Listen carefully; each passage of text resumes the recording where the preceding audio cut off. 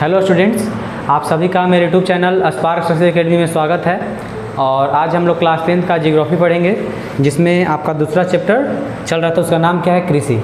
ठीक है, तो कृषि में आपको देखिए, कृषि में आपको पिछले वीडियो में है ना, मतलब पेय पदार्थ यानी कि चाय और कॉफ़ी के बारे में बताया गया था।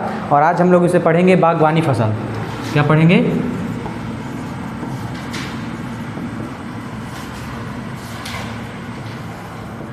बागवानी फसल के बारे में। देखिए, तो बागवानी फसल का मतलब होता है कि देखिए, जैसे जलवायु के विविधता के कारण, भारत में जानते हैं कि भारत के अलग अलग क्षेत्रों में अलग अलग प्रकार के जलवायु पाए जाते हैं।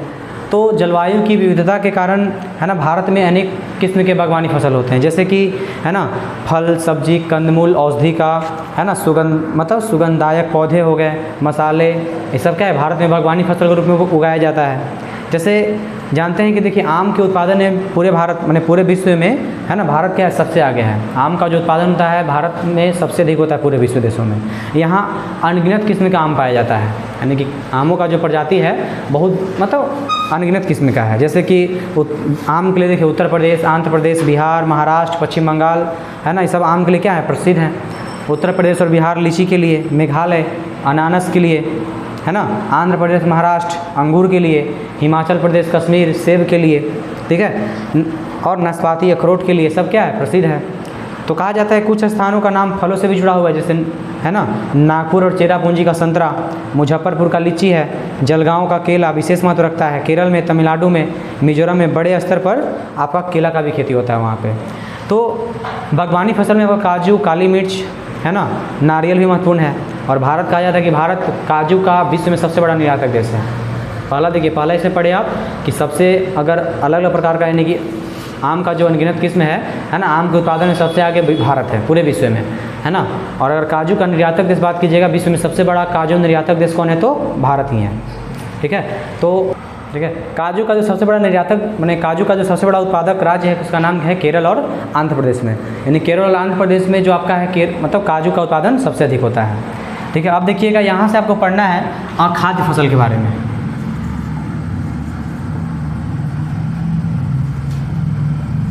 अखाद्य फसल, तो सुनिएगा, अखाद्य फसल। देखिए, अखाद्य फसल का मतलब है कि भारत में देखिए, सबसे पहले इसमें पढ़ना है आपको रबड़ के बारे में। किसके बारे में पढ़ना है? रबड़ के बारे में। ठीक है, देखिए, अखाद्य फसल में सबसे प्रमुख रबड़ है। तो भारत में रबड़ का जो बागानी कृषि हुआ था है ना, वो 1880 शुरू हुआ था। कब शुरू हुआ था? 1880 में है ना, ट्रावनकोर और मालाबार में शुरू हुआ। ठीक है, 1880 ईस्वी में ट्रावनकोर और मालाबार में प्रारंभ हुआ।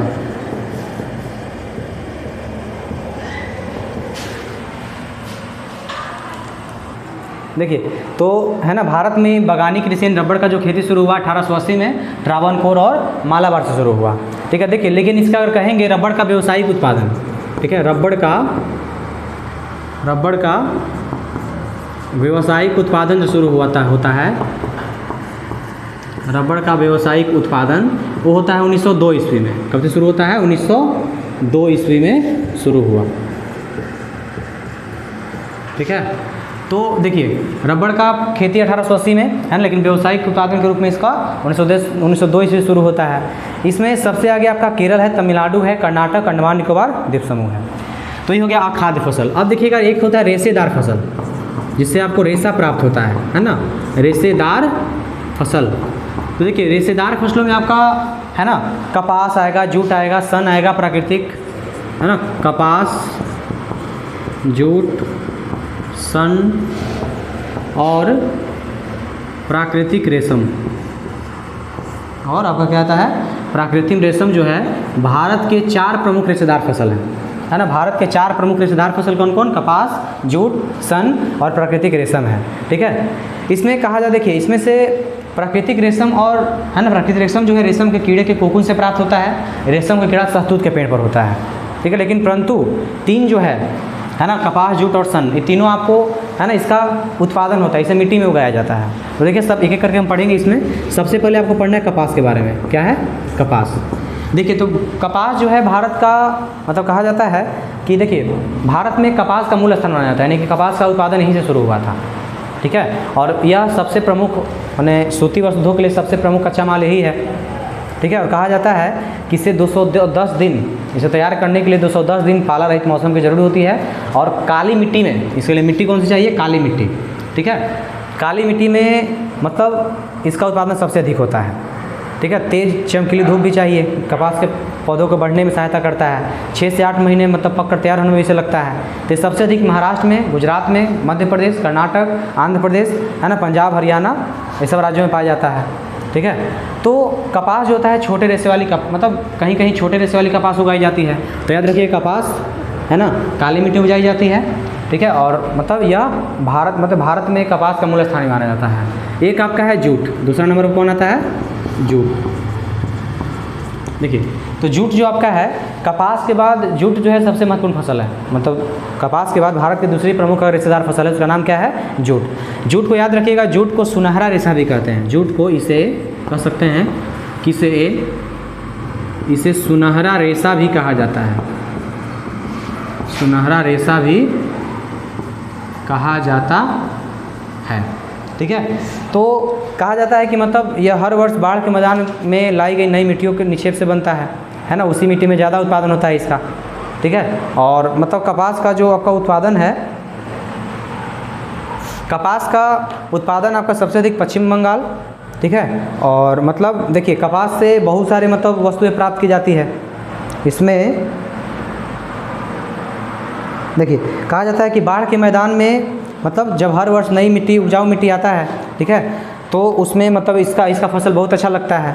और मतलब कहा जाता है कि इसकी अन्य विशेषता है कि मतलब इसके जो उपयोगी मौसम होता है, आर्द्र जलवायु चाहिए, ठीक है। और है ना इसके लिए मतलब पर्याप्त पानी की आवश्यकता होती है, ठीक है। तो इससे बहुत सारा जैसे कि जूट द्वारा रस्सी, बोरा, जूट का है ना चटाई, ये सब बनाया जाता है। इसका उपयोग पैकिंग में भी किया जाता है, ठीक है। तो धीरे धीरे देखिए आज मतलब कहा जाता है कि भारत में कृषि के लिए है ना, कृषि जो है हज़ारों वर्ष से किया जा रहा है। भारत में कृषि हज़ारों वर्ष से किया जा रहा है, लेकिन सरकार इसमें सुधार लाने का प्रयास धीरे धीरे कर रही है, ठीक है। इसलिए प्रथम पंचवर्षीय योजना के अनुसार भी इसमें लक्ष्य रखा गया था। धीरे धीरे फिर हरित क्रांति आ गया, पंजाब से हरित क्रांति का शुरुआत हुआ 1966 से 68 के दशक में, है ना। मतलब नए किस्म के बीज, है ना, उर्वरक, है ना, कीटनाशकों का प्रयोग करके उत्पादन में वृद्धि किया गया। इस तरीके से हरित क्रांति के द्वारा मतलब सबसे पहले गेहूं के उत्पादन पर ध्यान दिया गया, उसके बाद चावल के। देखिए एक होता है ऑपरेशन फ्लड, तो ऑपरेशन फ्लड आपका किससे संबंधित है? दुग्ध उत्पादन संबंधित है। आज देखिए अगर कृषि का हम योगदान देखें राष्ट्रीय अर्थव्यवस्था में, तो देखिए कहा जाए 2001 के अनुसार देश में 63% लोगों का जीविका का जो स्रोत था 2001 में, है ना, 63% लोगों का जो जीविका का स्रोत था वो क्या था? कृषि था। यानी कि कहने का मतलब है कि 63% ऐसे लोग हैं जिनका प्रमुख रोजगार का क्षेत्र क्या है? कृषि है। यानी कि कृषि में गिरावट है, आ रहा है, तो समझिए देश की अर्थव्यवस्था में गिरावट आएगा, क्योंकि लोगों का रोजगार छीनता जाएगा, ठीक है। देखिए तो कृषि, देखिए भारतीय कृषि का जो निम्न उत्पादकता का कारण है, तो भारतीय कृषि का निम्न उत्पादकता का बहुत सारा कारण है। कैसे? सबसे पहले जनसंख्या का कृषि भूमि पर बढ़ता दबाव, यानी जनसंख्या जो है लगातार बढ़ते जा रहा है, तो कृषि भूमि पर दबाव बढ़ते जा रहा है। फिर दिन प्रतिदिन लोगों के पास खेतों का छोटा आकार होते जा रहा है, अनिश्चित सुविधाएं, मानसून की अनिश्चितता, है ना, सिंचाई की कमी, कृषि योग्य भूमि का निम्नीकरण, कम पूंजी निवेश, है ना। कृषि सबसे बड़ा बात, कृषि उत्पादों का उचित मूल्य ना मिलना, यानी कि जो किसान तैयार कर रहे हैं उसको उत्पादों का उचित मूल्य भी नहीं मिल पाता है, ठीक है। सालों भर काम का भी अभाव इसमें रहता है।